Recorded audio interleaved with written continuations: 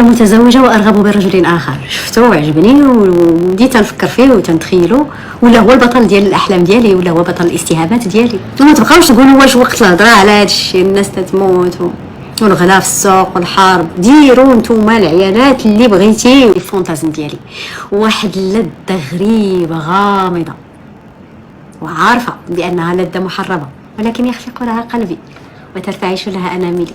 اش غندير؟ والأدهى هو أنها كلما كانت محرمة كلما كانت ممنوعة وصعيبة والخطفة كلما ازدادت لذة، كلما ازدادت بنة.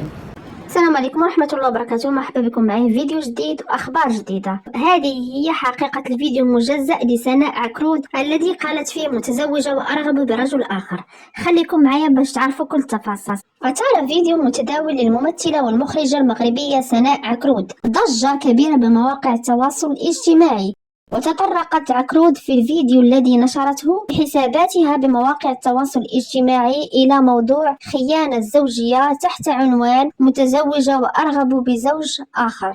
وتحدثت الممثلة المغربية عن أسباب التي قد تدفع المرأة المتزوجة إلى تفكير برجل آخر، مقدمة جملة من النصائح للأزواج لعلاقة ناجحة بعيدا عن الخيانة والانفصال. وختمت عكرود في الفيديو بقولها: الزوجة السعيدة تساوي الحياة سعيدة، لذلك لا تترك المرأة تبحث عن سعادة في مكان آخر، رافضة اللجوء المرأة لخيانة زوجها للبحث عن السعادة لحظية.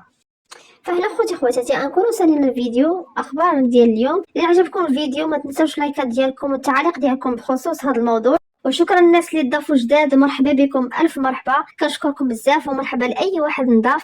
في الحقيقة كلمة شكر قليلة في حقكم، شكرا لكم بزاف. اهلا خوتي خواتاتي، وصلنا لنهاية الفيديو، الى فيديو قادم ان شاء الله، بسلامة عليكم.